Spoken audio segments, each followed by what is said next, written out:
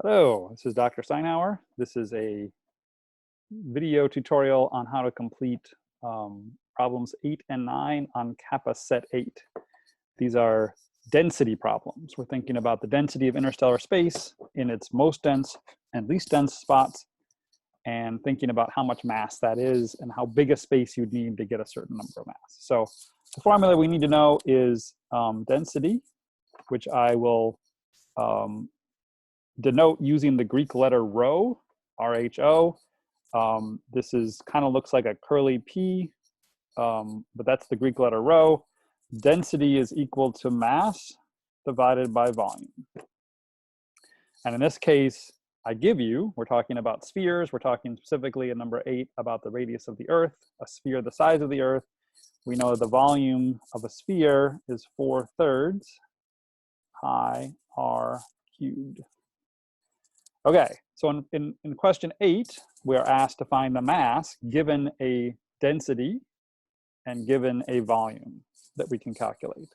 And so we need to solve this equation for mass, and that we can do by multiplying both sides by volume. And we see volume cancels out over here. Let's turn this around and make mass on the left is equal to density times volume. If we're interested in just plugging in radii, this is density times 4/3 pi r cubed. I give you in the hint that the number of atoms per cubic centimeter corresponds to a density of something very small in kilograms per meter cubed. You can plug that straight in for density. I give you the radius of the Earth in kilometers. You can plug that in, making sure that you convert it into meters first, so that your kilograms per meters cubed and your density is going to cancel out with meters cubed and the r cubed, and then you will get a mass in kilograms. I will give you a hint for number 8.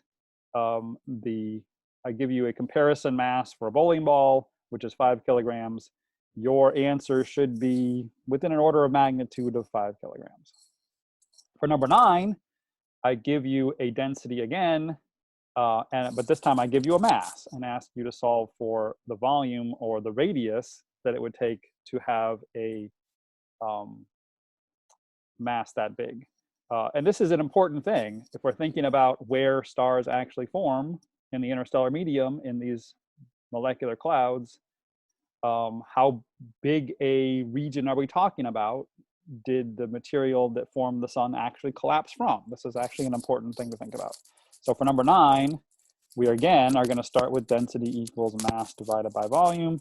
In this case, we're interested in the volume or the radius, really. Let's solve this for volume. We can multiply both sides by v. V's go away over here. We can divide both sides by density. The densities go away over here. We are left with the formula V equals mass. Volume equals mass divided by density. We also know that volume is 4/3 pi r cubed.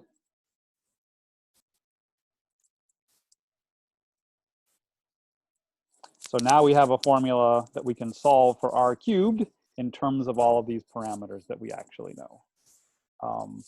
I'll make a new one. Let's see, mass divided by volume,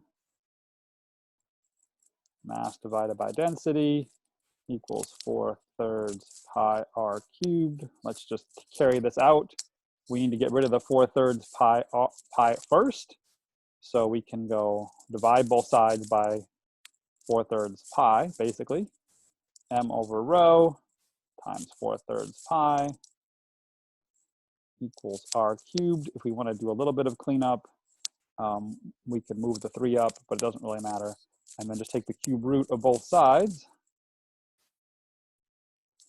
And you should get a formula for r in terms of the things that we know, including the mass, which is given as the mass of the sun, and the density, which is given also in kilograms. This will give you a radius if you solve all this in meters, and then you're just going to have to convert that into light years. So that's numbers 8 and 9 on Kappa 8.